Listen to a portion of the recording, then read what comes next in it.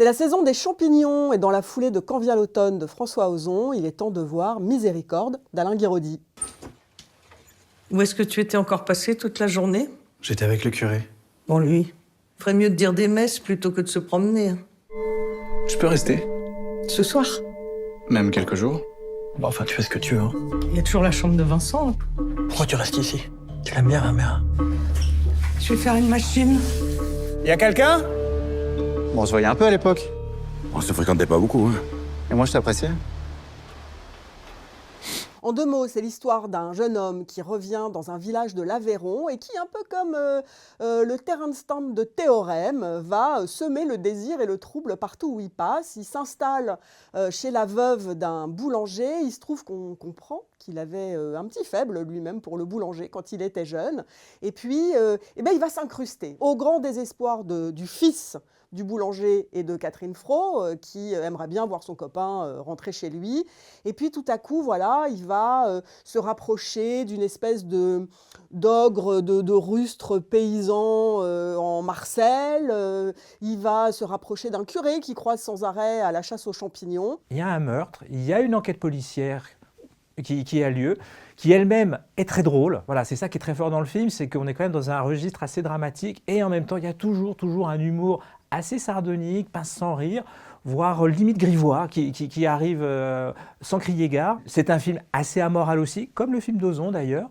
Et qui est le plus amoral dans l'histoire? C'est peut-être bien le personnage du curé, qui va donc à 2 grands monologues vraiment passionnants, un peu dérangeants aussi, sur la culpabilité collective et sur le fait que, est-ce qu'il faut punir les criminels? Ça ne sert pas à grand-chose d'après notre brave curé. Le film est extrêmement drôle, vraiment à Cannes les gens hurlaient de rire dans la salle et il est extrêmement dérangeant. Dérangeant au point que moi, vraiment, j'en ai été troublée des jours. Je suis sortie de là, mais c'est dingue, je me disais c'est pas possible, je suis de droite. Voilà, pour vous dire à quel point le film m'a dérangée, parce qu'il y a effectivement ce discours qui a l'air d'être celui de Guiraudy derrière le curé, sur l'inutilité de la prison, mais presque le bonheur, la joie de savoir les assassins en liberté. Voilà, c'est quelqu'un qui, il y a un moment, quelqu'un qui dit « je pourrais l'aimer en secret toute ma vie ». Je ne spoilerai pas, évidemment, la séquence finale, mais voilà, tout le monde riait, et moi, elle m'a un peu glacée. Je me suis dit « mais alors, en fait, plus rien n'a de sens ». Voilà ce que peut produire une comédie signée Alain Guiraudy, qui réalise là, pour moi, vraiment un de ses tout meilleurs films avec L'Inconnu du lac.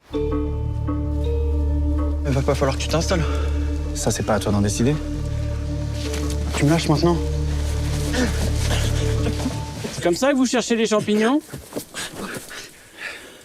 C'est un film qui est entièrement basé sur le regard, c'est-à-dire chaque personnage est constamment sous le regard d'un autre, y compris le personnage principal quand il se balade en forêt, on a toujours l'impression que quelqu'un le regarde. Est-ce que c'est le curé? Est-ce que c'est les gendarmes? Est-ce que c'est quelqu'un d'autre qui l'a? Tout le film est conçu comme ça, ce qui est quand même un vrai tour de force. Et puis il y a la qualité d'interprétation qui est liée à la grande variété du casting. Et c'est un désir qui circule énormément entre des personnes très différentes, des beaux, des moches, des grands, des petits, des hommes, des femmes. Il y a même un curé qui est un personnage vraiment clé de l'histoire. Voilà, donc c'est le grand charme de ce film, c'est qu'on ne sait vraiment pas où il va.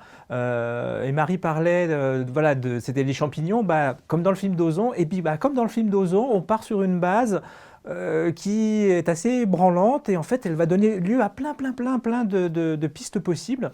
Et c'est ce qui vraiment est très séduisant dans ce film, c'est de ne jamais savoir où on va. On est à la fois dans tout ce qu'il y a de banal, vraiment, dans la vie de ces gens, dans la modestie, j'allais dire, de leur existence, le côté très français, très réaliste, finalement, de leur vie, et la bizarrerie la plus totale qui surgit donc à travers le désir et à travers le crime, évidemment. C'est vrai que c'est une comédie noire, on pourrait même dire une farce macabre, et en même temps très pleine de vitalité. Voilà, c'est vraiment un film gorgé de vie, gorgé de sève, gorgé de désir. Miséricorde, Dieu soit loué, c'est très bien. Je ne suis pas près de remanger de l'omelette au cèpe, mais en attendant, Miséricorde, c'est très bien.